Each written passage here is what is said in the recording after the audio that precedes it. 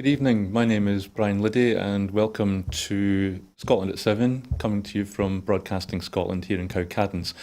I'll give you the coronavirus update today before I introduce our guest for this evening. So as of today, 2 p.m. today, a total of 3,243,765 people in Scotland have been tested through the NHS Scotland labs and UK government regional testing centres since the start of the pandemic. Of these, 2,660,746 have been confirmed negative. 583,019 people have tested positive.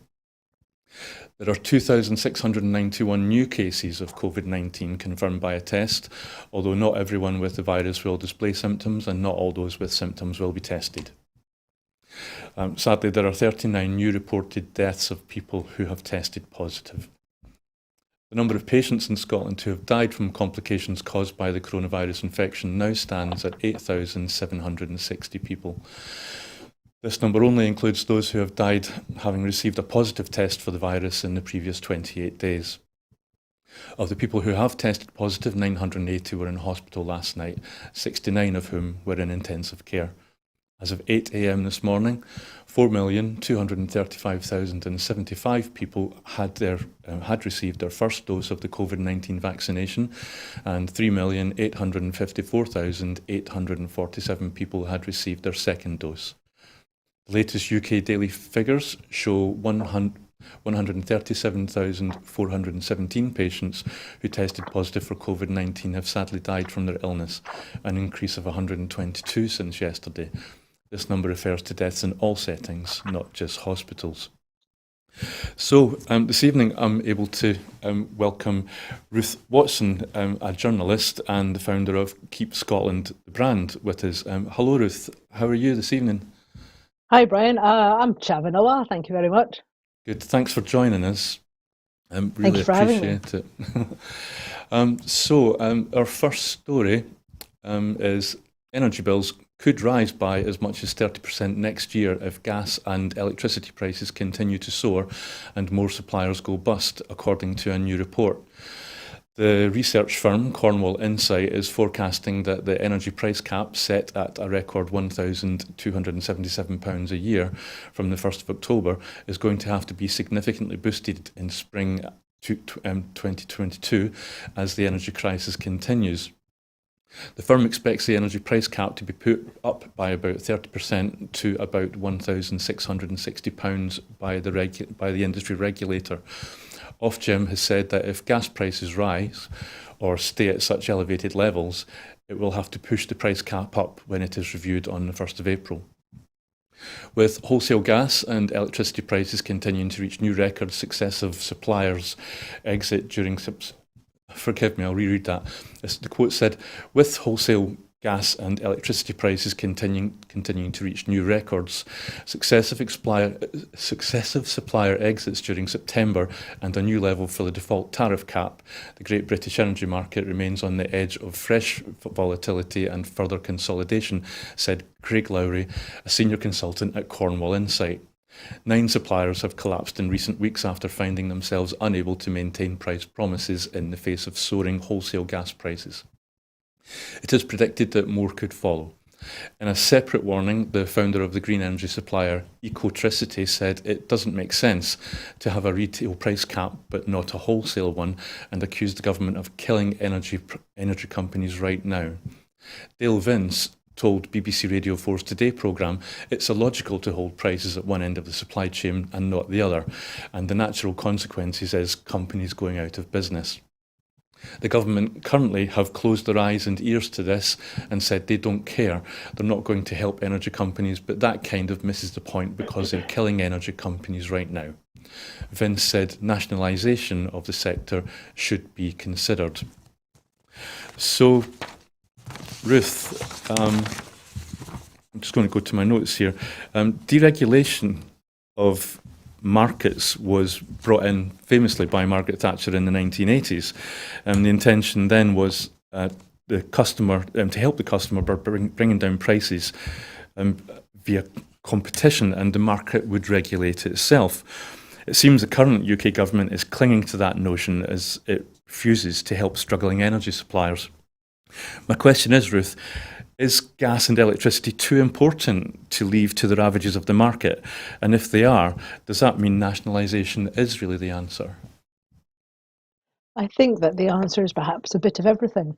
I saw on Twitter, which can be a bit of a cesspit, but I saw on Twitter the other day a very good comment where somebody said, if capitalism is so good, how come it needs bailed out by socialism every few years? And I note with interest that the bailouts tend to work fine when it's going to places like RBS, who then end up shifting profits back to shareholders, and you sort of have these little sell-offs, and suddenly, they're doing okay, but it's the taxpayers who actually we're the ones who should be getting the money back, and getting it sort of, with bells on, quite frankly, because we've bailed them out. So I think I don't nationalisation, when done properly, works really well. Nationalisation, when done in the sort of Soviet era style monoliths, I think does not work well. And I would be interested to see those organisations where nationalisation means that people have a sense of societal investment. So I think that there's something to be said about having a nationalisation model where there are sort of worker, what's the word? Sorry, I've got total brain fog. Where so the workers have a share of what's going in. So about like the John Lewis Partnership. So I think that nationalisation, yes, I think that it should be renationalised. I think there's lots of things should be renationalised, like the railways and the buses. But actually, after the buses were privatised, we started getting rural services that where perhaps they hadn't previously been, but then suddenly they were cut when they stopped being profitable. So you end up with all this chopping and changing. So I think nationalisation, but it has to be done in such a way where the people who are working for the organisation are motivated and don't just feel that they're in just sort of in this endless sort of monolith where they aren't invested themselves in it. I think we could do a lot with society if we were to perhaps have better worker engagement and better worker involvement. So would you say that it sounds like the system that you're describing is something that's maybe like a cooperative system, and instead of like monoliths like British Steel and British Gas and British Rail, maybe something that's closer to local communities and closer to the consumer, where they play a part, but still controlled at some level by regulations. Is that a fair description, or? Yeah. I mean, I think that you do see some organisations in some countries where, for example, perhaps the state owns 51%, and there's I mean, depending on the size of it, and communities have got a share in it, and the workers have got a share in it. I think if we get Scotland Stock Exchange back up, then we might end up perhaps with, for example, local councils being invested in some industries and some sectors. And I think certainly there's something to be there's a lot to be said for a cooperative model, but not wholly cooperative. So that I do think that the state has a role to play.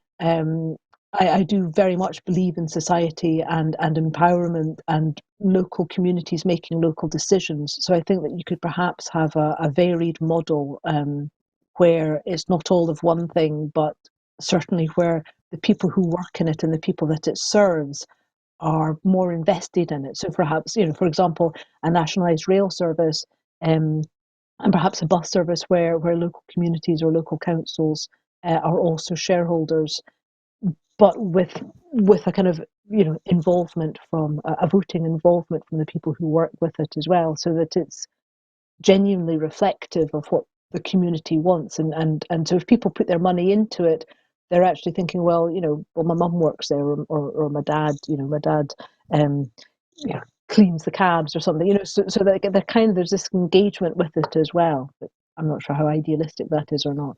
Yeah, it'll be interesting to see how this unfolds as time goes on.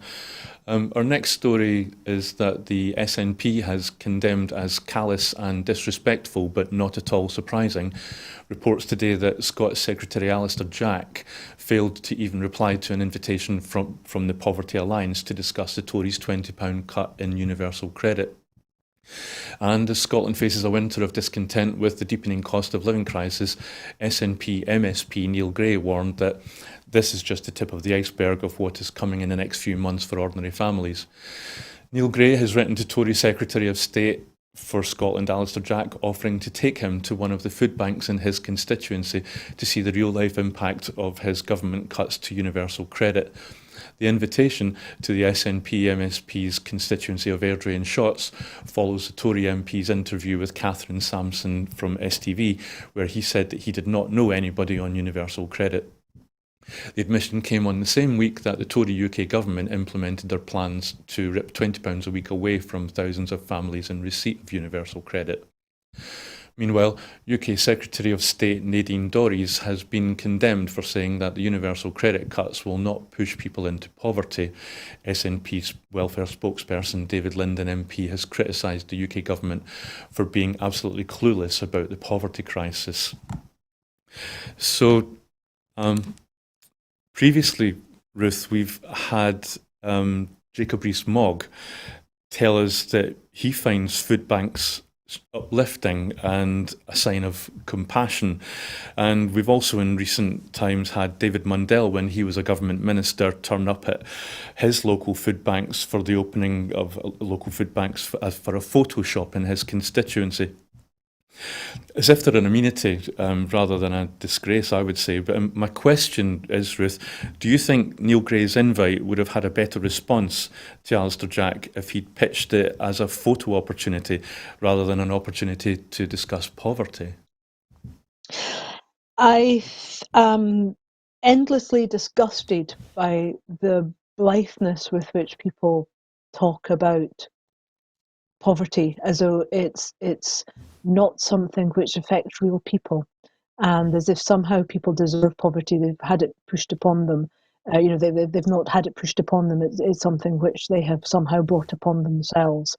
And when you look at the Joseph Rowntree Trust, and when you look at the Poverty Alliance and their responses to the news about this £20, I think it is beyond callous, and I will never understand how anybody can be so offhand about £20, because it's one of those lessons I've tried to teach my kids through life. If you're a penny short for a pint of milk, you don't get that pint of milk. It's if you're a penny short for your bus fare, you're not getting on that bus. So for a lot of people, it's not just £20 that makes a difference, it's one penny that makes a difference. And if you're somebody who doesn't understand that, I mean, we saw, I can't remember the name of the gentleman, but a Tory MP yesterday saying that he pitied new MPs because £82,000 just wasn't enough to live on. Now, these are the people who voted for that £20 a week to be taken off families, individuals, and yet they're quite happy to, submit £20 for their breakfast bill, to claim that back on expenses. So, I mean, Mr. Munnell, when he admits, he calls himself Mundell, but he comes from, his name is pronounced Munnell, but he doesn't seem to like that for some reason.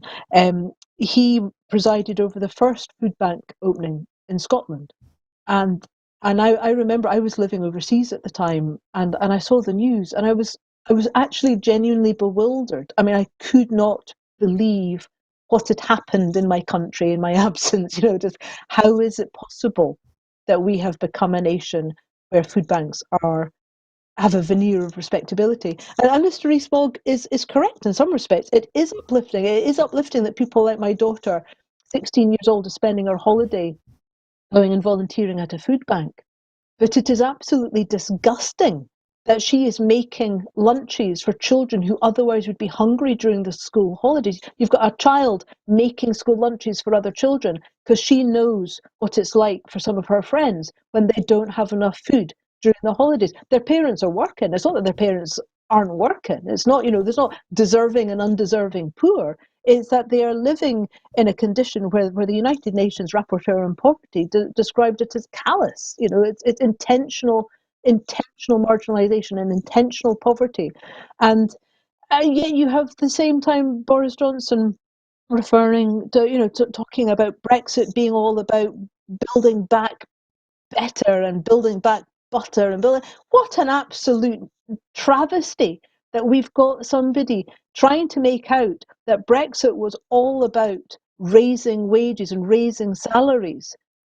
But you're talking about a country where prices are rising so quickly, people are barely able to feed themselves as it is, and those who are just getting by are going to fall off into poverty. And that £20, Jack Monroe, the bootstrap cook online, she did a really good presentation showing what £20 could buy. That's a week's food for a family. And without that, you're going to get people hungry. How can we have people living in the middle of a pandemic at a time when fuel prices are going up? How much more vulnerable are those people going to be if they can't afford to feed themselves good, healthy food? They can't feed their kids. They're going to be cold. They're surrounded by disease because we're in the middle of a pandemic. And somehow we're expecting that their immune systems are going to function, that their kids are going to be able to learn at school.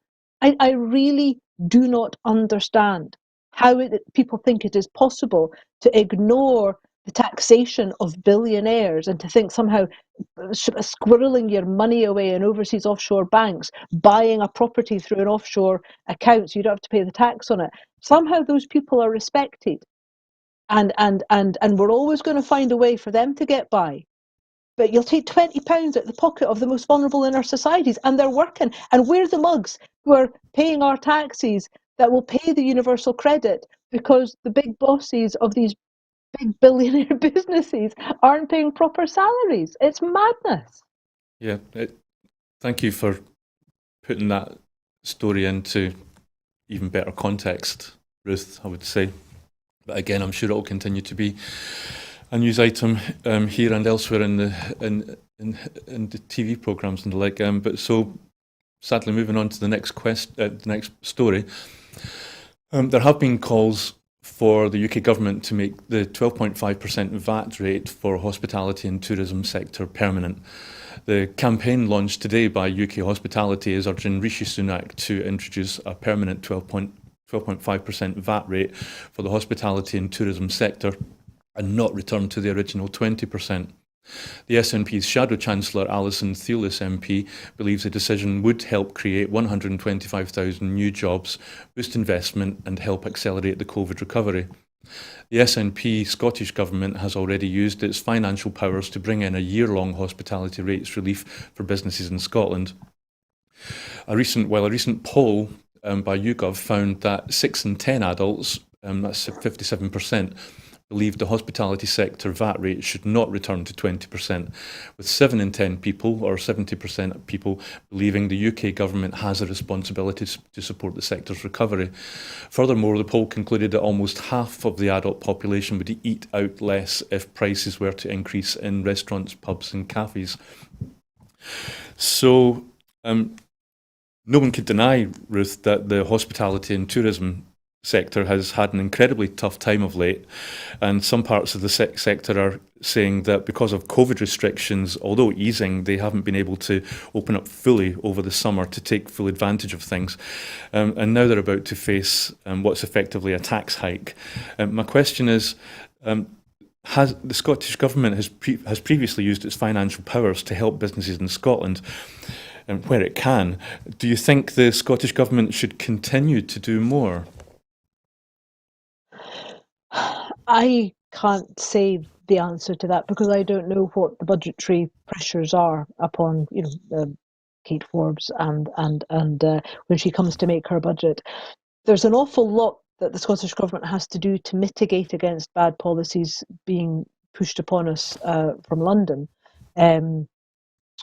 So I don't know how deep her pockets are and how far the purse strings will stretch. I think I approach with caution. This is quite a catchy "that's enough" pun that the campaign is called, and I approach that with some caution. While I think that VAT coming off restaurants and people selling sort of selling filled rolls in a grocer's shop, I do agree that that should be kept at 12.5%. Could even be perhaps a little lower, but because I absolutely see that, in my wee community we've got 4 or 5 coffee shops and, a chippy, and these places are the lifeblood of our community. It's where the old bufties go that would never see anybody through the day. And you talk about loneliness in the community and the mental health crisis. We coffee shops and we cafes, that's where a lot of people, they will sit and they will nurse a cup of tea and they will have company, and with fuel prices going up they will be somewhere warm. So I think that is really, really important, that is accessible to people. We went out for a meal out, the first meal we've had out for months, and the menu was reduced in size and the prices were, I would say, about a third or a quarter more than they previously had been. And I think that is a reflection of how difficult hospitality venues are finding it. The price of ingredients is soaring. It's going absolutely stratospheric. The price of food and drink now, it's scary. It really is. It does. I mean, in all seriousness, it scares me how people are Yeah. going to feed themselves. But I think that in terms of tourism, I have qualms because I go to the Scottish Rural Parliament and the Scottish, sort of their conferences, and the thing that comes up time and time again is that, we value the Scots language, we value Gaelic, we value our traditional way of life, but if we don't control tourism and the burst of Airbnbs and second homes in our rural communities, we're going to lose the character of that community. We're going to lose Gaelic, for example. If you've got houses that are empty half the year or have a changeover every week from a load of people coming from outside the community on a holiday to an Airbnb, they're stopping off at the nearest at a big supermarket on the mainland or in a big town, and then driving up. They contribute nothing to the community, and then they go away again, or It's an in- contribute little to the community and then away again. So I think that I think that hospitality, I would say, keep it 12.5%, but tourism, I very much look forward to the tourism tax that the Scottish government is looking to allow local communities to impose. I know that Edinburgh's looking at it. I know that some of the islands are looking at it. I think that I think actually could be a game changer in making local housing affordable for local people again. It's an interesting way of looking at it, Ruth. Thank you for that. I particularly liked your view, especially now that the days are about to get shorter. About loneliness, and these places are, important, and I think yes, it's good if we can help them to thrive. But moving on to the next story. The SNP has said only independents can protect workers in Scotland from outdated UK government employment laws. Speaking during Challenge Poverty Week, the SNP's Fair Work and Employment spokesperson, Chris Stevens MP, has outlined the goals and ambitions of an independent Scotland, including implementing a real living wage. Mr Stevens has also said an independent Scotland would be able to strengthen protection for workers on unfair contracts, introduce rights to flexible working, make major improvements to parental leave and pay, have stronger protections against redundancy discrimination, and prevent a post-Brexit race to the bottom on workers' rights. Commenting, the SNP's Fair Work and Employment spokesperson Chris Stevens MP said the only way for Scotland to finally rid itself of the outdated employment laws implemented by the UK government is by becoming an independent country. During Challenge Poverty Week, it is important to discuss the potential of an independent Scotland's employment laws and how we could shape Scotland into a fairer, more progressive nation. Ruth, in that news report there, it seemed like quite a suite of measures that the Scottish Government would like to implement. Meanwhile, all this week, it seems to me that all I've heard on the news is, especially with the Conservative Party conference recently, is people like the Prime Minister and his various assorted cabinet ministers tell me that everything is fine and that wages are on the up, and for the first time in years. Who do you think is telling the truth, Ruth? Is it the SNP or is it the current UK government? Well, Keep Scotland the Brand is a neutral campaign, so I will only point out that Boris Johnson is a gentleman who has been fired several times from several jobs for telling untruths, and I see no evidence that his current job is he's behaving any differently in his current job. Um, I think that if you are wanting to look at a society which is getting the government it voted for, I would say that the people of England are getting the government they voted for, and the people of Scotland's government, the government that the people of Scotland voted for, spend a lot of our taxes trying to mitigate the decisions that are being made by the government in London. And I think that it is extremely dangerous, I think, for workers' rights, the situation that we currently find ourselves in. You've got Jacob Rees-Mogg, who, during the Brexit campaign, said that he looked forward to being sort of freed from the constraints of the EU's regulations and being able to be a country like Bangladesh, where workers' rights were more flexible. And I just about fell under my porridge when I heard that being said, because I've never heard of anybody who thought that Bangladesh's workers' rights were such that is something that should be emulated or praised in any way. It beggars belief. Meanwhile, the people of Scotland have voted for a government where we were assured that things like the 4-day working week would be looked at, and that universal basic income would be looked at.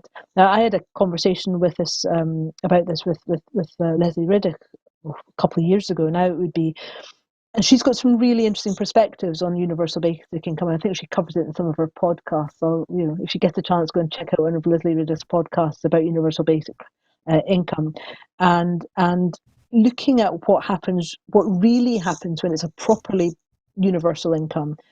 The results are pretty striking. In Finland, where they were looking at it, and the potential for people. There were a few people who, they decided that they weren't going to look for work, but then probably they were the people who weren't ever going to have looked for work. But by far the majority of people, actually, it really helped. You're talking about a circular economy. You ended up with people who spent the money more within their local community because they knew that they had money to spend.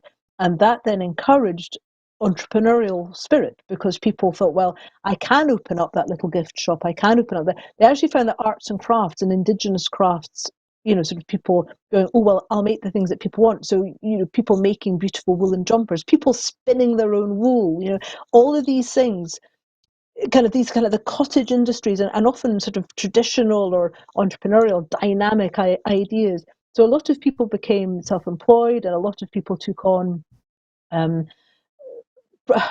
self-employment or ideas within their community that they would never have tried if they hadn't thought they had that safety net.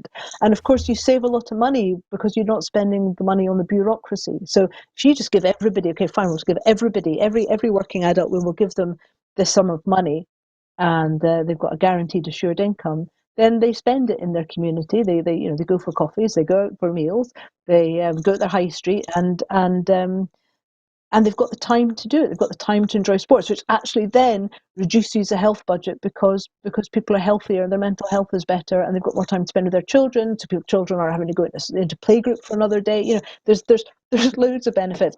So I know which direction I would like to see Scotland going in terms of social justice, and I am not sure that England will see that for quite some time, which saddens me. Well, thank you for that nuanced answer, which I'm not sure that my question really deserved, but it's much appreciated. Next story is the EU has urged the UK to drop the political rhetoric in the row over Brexit negotiations for Northern Ireland, revealing it will make what it described as far-reaching proposals to break the impasse next week. The European Commission Vice President Maros Šefčovič told a conference in Dublin he had a good relationship with the UK's Brexit Minister David Frost, but that his threats to pull the plug on the Northern Ireland Protocol were not helpful. He confirmed the EU would finalise its response to UK demands that the protocol be substantially rewritten in the middle of next week, and would then enter intense talks to try to find a solution.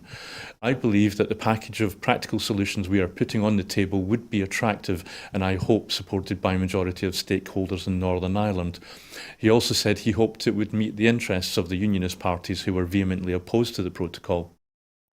What the EU was trying to deliver were the best solutions which will address the concern of the unionist community, Sefcovic told the webinar at Ireland's Institute of International and European Affairs. But he warned that the EU is not going to roll over to renegotiate the entire protocol just because the UK has asked for this. So, Ruth, I'm concerned that maybe I've got another heavy-handed question, but I'm sure that you'll give it a nuanced and subtle reply. I was going to ask, is it just me, or does this feel like the second part of a Hollywood movie franchise? Just when you thought it was safe to go back into negotiations, Brexit 2 or Brexit Revisited, something like that. And if it is, do you think the same side will win again? Or in true Hollywood style, who are the goodies and who are the baddies?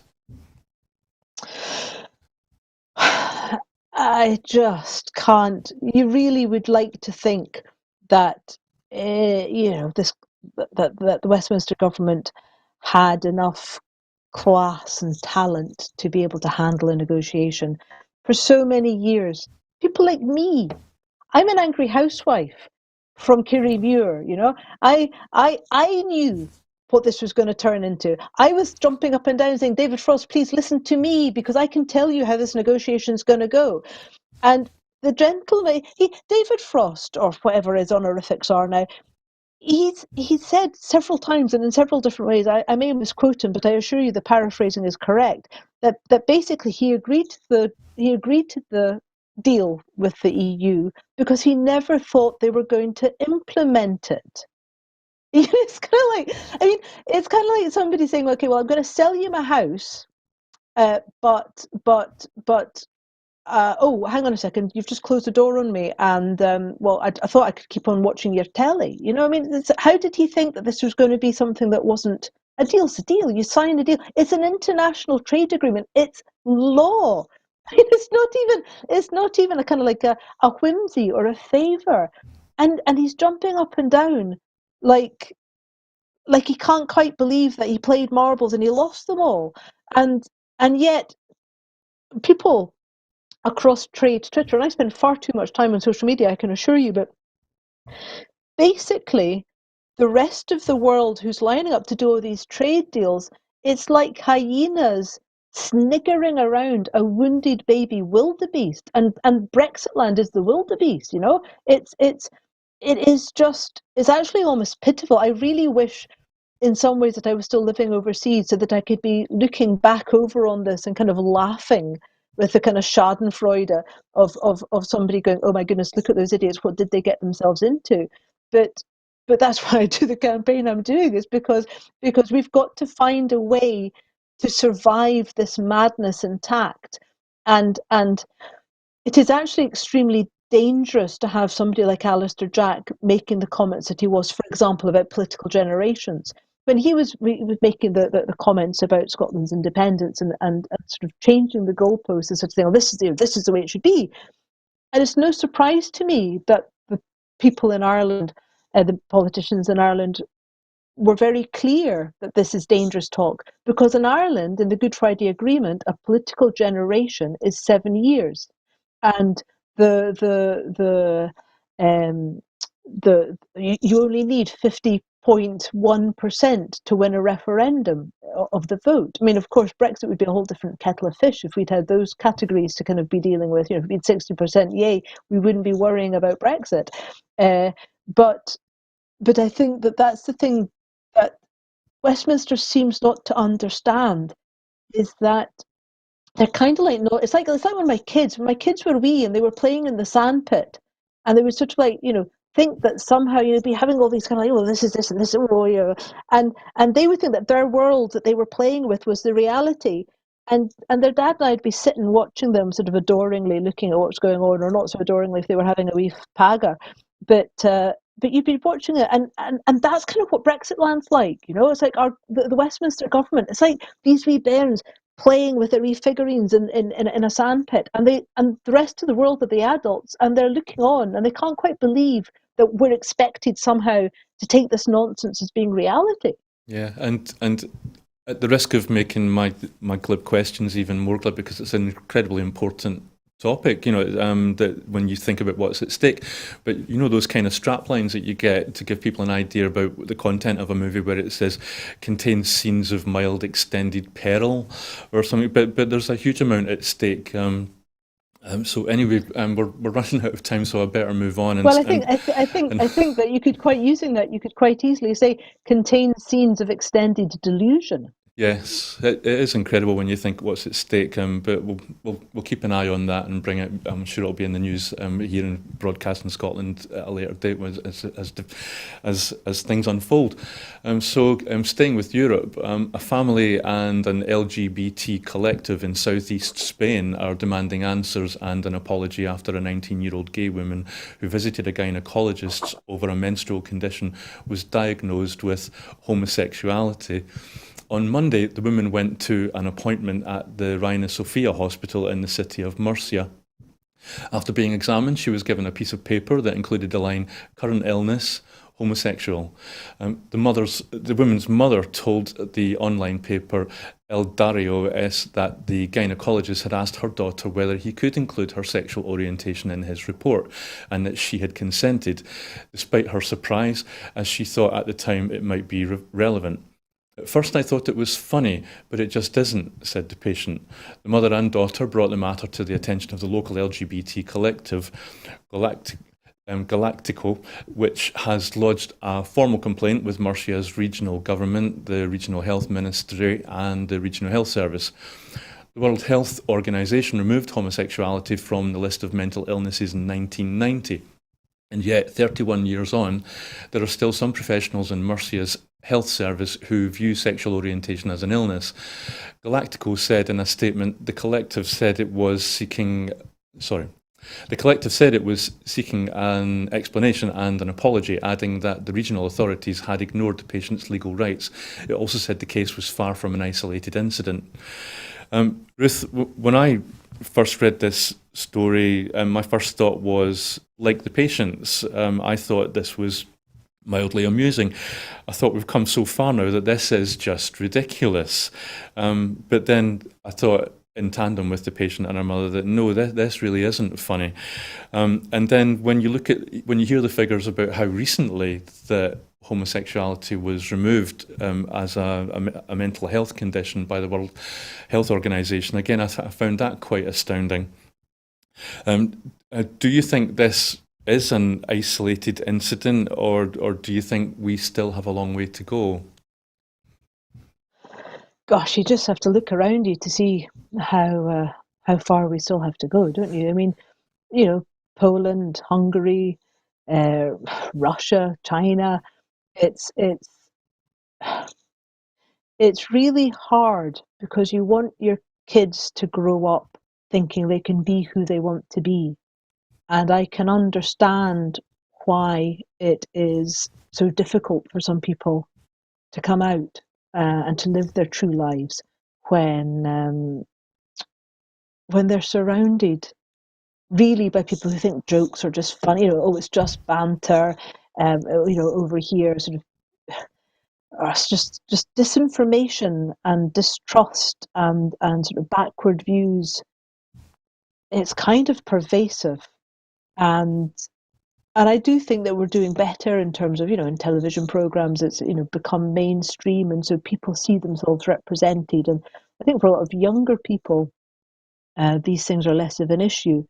But we don't have to look very far to see how dangerous it can be when sort of people with perhaps a religious agenda or an ideological agenda, or just, innate learned bigotry, And end up sort of pushing an envelope in a direction where it goes from being a line in a doctor's note to a line in a politician's bill, and then it becomes law, and then before you know it, people no longer feel safe to walk down the street holding hands with the person they love.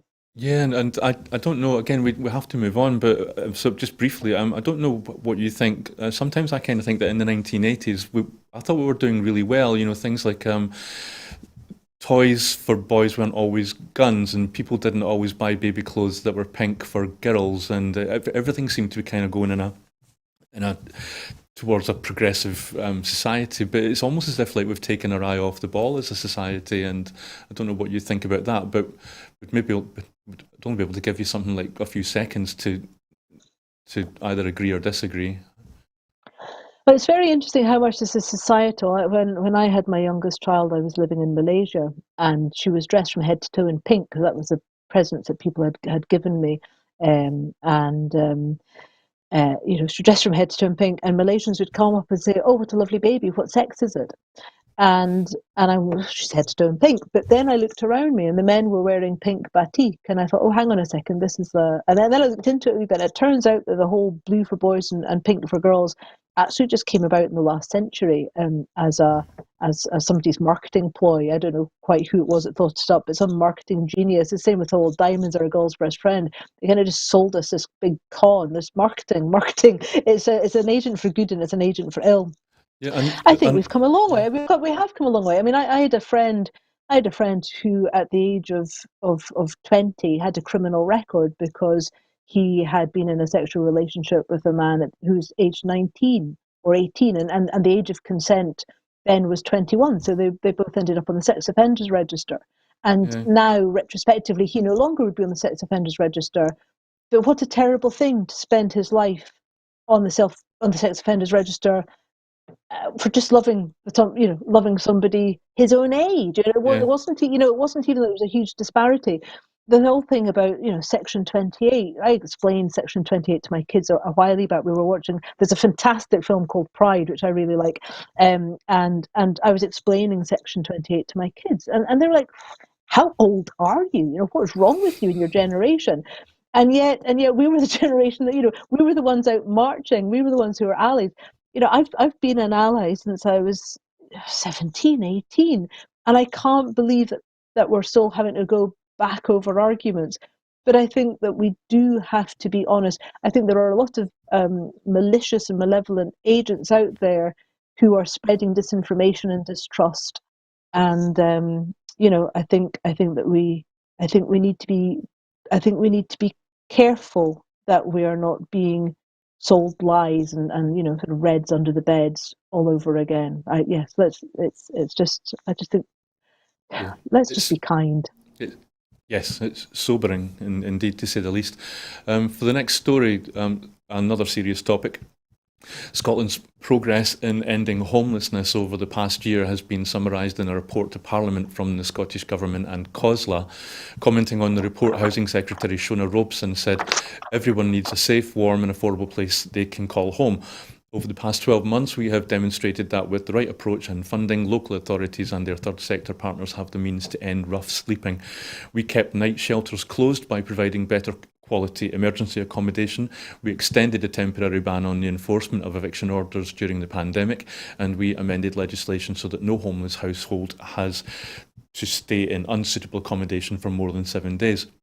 We have also invested £39 million to support those struggling to pay their rent during the pandemic. The Scottish Government has delivered more than 103,000 affordable homes since 2007, increasing housing supply in communities across the country. It has a target to deliver a further 110,000 affordable homes by 2032. A £50 million Ending Homelessness Together fund has been put in place to back the changes to homelessness policy, and the Scottish Government have also said that they will invest a further £50 million in making this parliamentary term, taking the total investment to directly tackle homelessness to £100 million.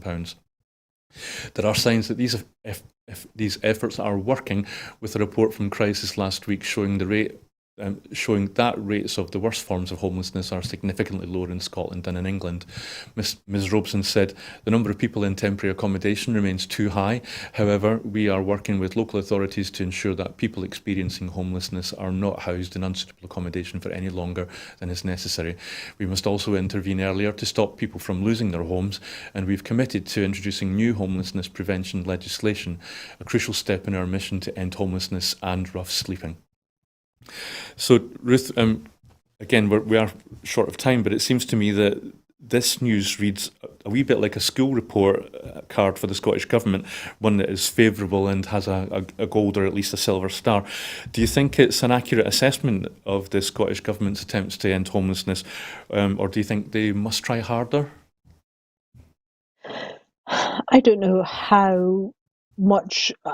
I've not had time to look deeply enough into it to know whether people on the ground, no pun intended, think that it is enough. But for sure, building that many houses, providing, making a commitment to putting social housing back again in the numbers that it should be, and affordable homes and tackling rough sleeping are all that work is undeniably happening. A snapshot being that even when I go through my local town or my local city, my neighbouring city, I see fewer rough sleepers out than were out 2 years ago. Rough sleeping, it's an appalling blight on our society. It should not be happening in a civilized society. And it was astonishing and shocking to me that it took COVID for the government to really ramp up its act. But I think that it did. It has done a really good job, and I'm pleased to see that it's continuing that. I think one of the biggest things that the government has made a commitment to, and they've done that now over several years pre-COVID, was addressing the fact that many of the rough sleepers are people who are care experience, have a sort of care experience life, and the Yeah, change, one of also, the a lot biggest of them are changes that ex-military as well, aren't they? I think. yeah, yeah, yeah. Yeah. But one of the biggest changes that they made to tackle the care experienced issue is that now care experienced youngsters can stay within the fostering system until they're 25.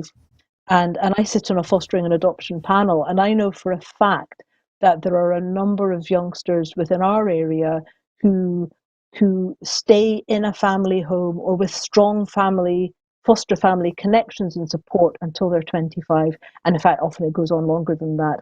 And that is making a significant difference. And so I see youngsters, at the age of 18, 19, moving out into their own homes, and they're fostered kids and they're going into affordable housing, but they are being supported and cared for by a foster family, and that is hugely significant. The whole issue about veterans being homeless, I think that we do have to do.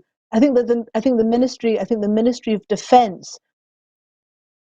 I think the Ministry of Defence has to do a better job of caring for its employees once they stop working for them. Yes. I think that the veterans issue is hugely significant, and a large responsibility for their care should be with the Ministry of Defence. And I think the Ministry of Defence fails its former employees appallingly.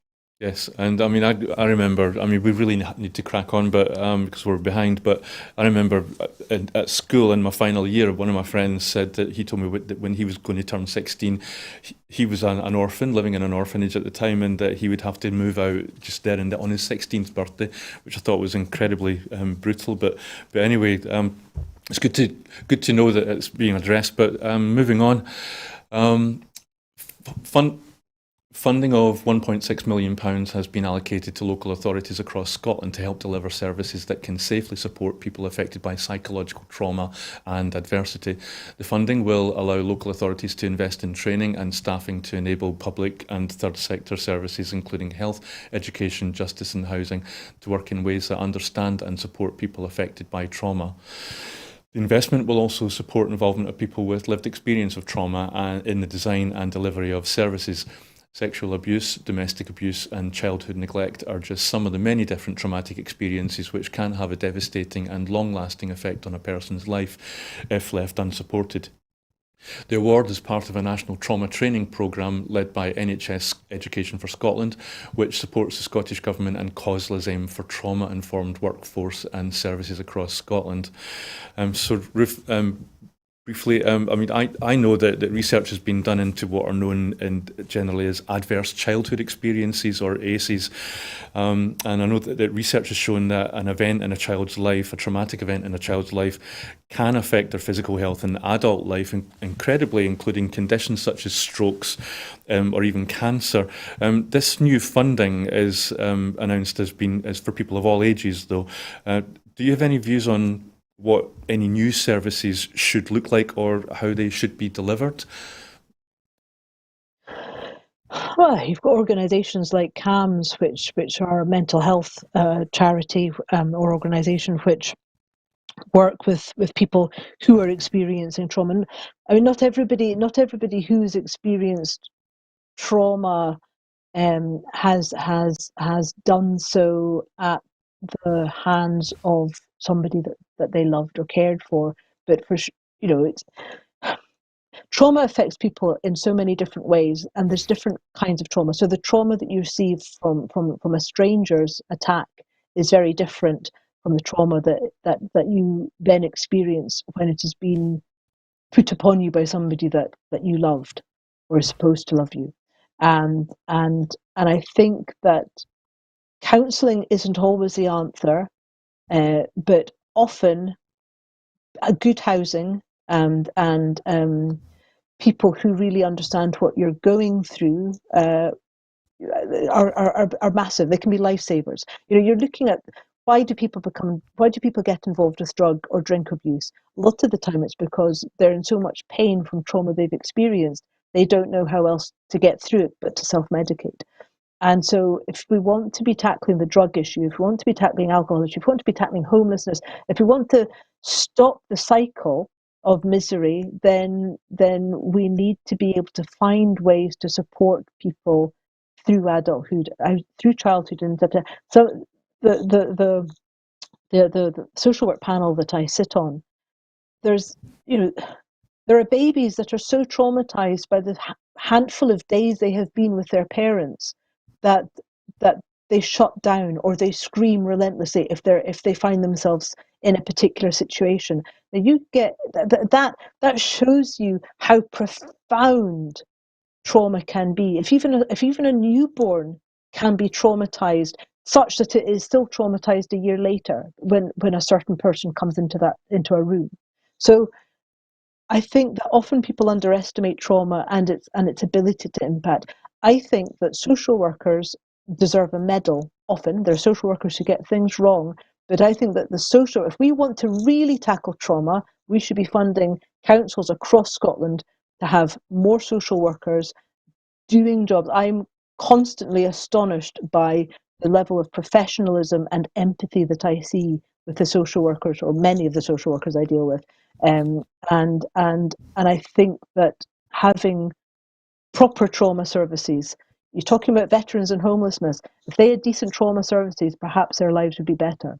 Yeah, and Ruth, the next story is actually on a similar vein, so we might be able to pick up or continue some of those threads. But I think it's really important, maybe, that it should be acknowledged that trauma isn't always just a single event. It can be, as you were kind of alluding to, the fact that a child is always hungry over a prolonged period. It's not always. I think the word trauma, people think, oh, you mean like a car accident or a broken bone or something, but actually it can be a lot more um, in, kind of invasive than that. But the next story is a new streamlined fund worth at least £30 million over the next 3 years is being launched to better help victims of crime. The new victim-centred approach fund will simplify funding for organisations into one easy-to-access place, providing support for victims across Scotland. The fund forms a central plank of the Scottish Government's commitment to putting victims at the heart of the justice system by improving the range of advice, information and support available to them. It will help support specialist services for those bereaved by crime in Scotland or abroad, provide court advocacy, support for survivors of gender-based violence, fund support and assistance for victims of human trafficking, and enable better long-term outcomes for victims, including improved mental and physical health. It will also enable more organisations who support victims to apply for funding and encourage the development of new projects and approaches. The fund will open for applications from third sector organisations, community interest companies and public sector bodies, including local authorities, later this month. Organisations considering applying to the fund are able to register their interest now. Justice Secretary Keith Brown said this new streamlined fund will provide joined-up, accessible support to all victims, regardless of where they live in Scotland. So, Ruth, as I was saying, this to me sounds kind of, it's not the same, but it's on a similar vein to the previous story. Do you think there's this evidence of how Holyrood intends to go forward when dealing with such issues as the impact of trauma, or as here on how to help victims of crime? I think it shows that there is some joined up thinking taking place with the policymakers, and I think that's a good idea. Yeah, of course, it's a good thing to do. It's people should not be further traumatized by the process of getting help and support. So yeah, I mean, basically, why wouldn't we? Why wouldn't we try and find a way to make life better for people who have suffered terrible things? Um, yes, thank you. And so let's move on to the next story then. Hopefully we can find time to fit this in tonight. Ramping up delivery of renewable heating systems, driving a widespread improvement in the energy performance of buildings, and investment of at least £1.8 billion are at the heart of a new plan for tackling one of Scotland's biggest contributors to greenhouse gas emissions.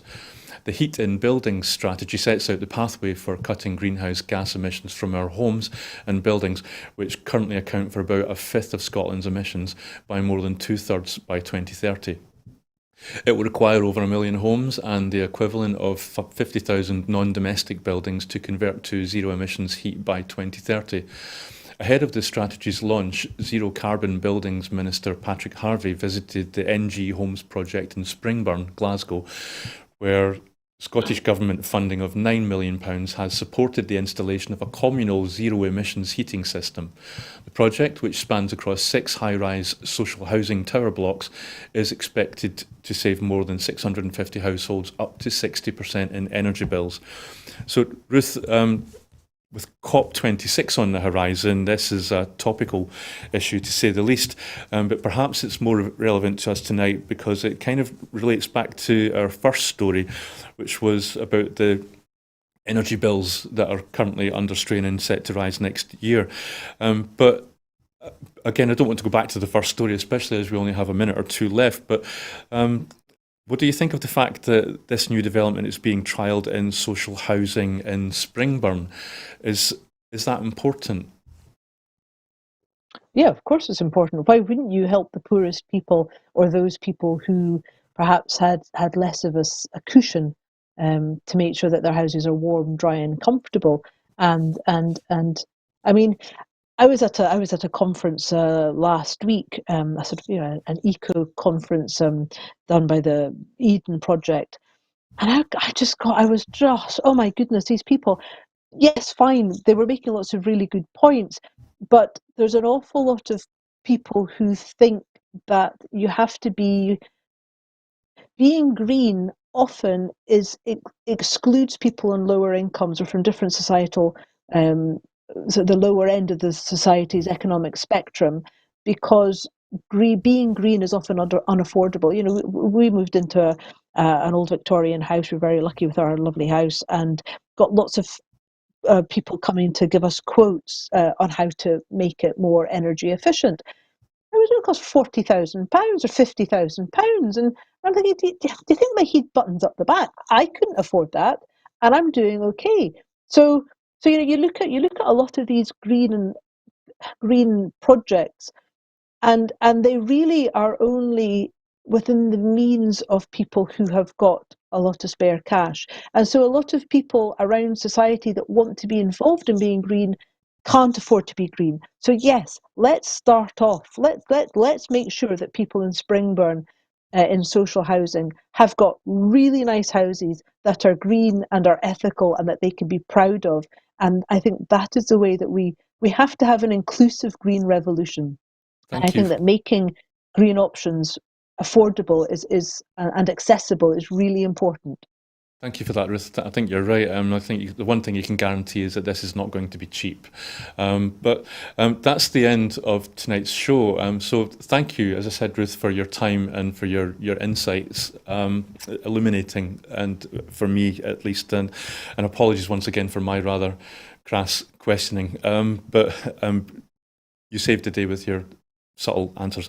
So we'll finish tonight just with our usual call to support Broadcasting Scotland. We can only do what we do, if you can either spare some time to help here in the studio, or perhaps part with some cash to help pay the bills, keep the lights on, and help us get out there to do more broadcasting. So you've got the addresses at the bottom of the screen there. So all it gives me, all I need to do now is say once again thank you, Ruth, and thank you for watching, viewers, and we'll see you again tomorrow night here on Broadcasting Scotland. Good night.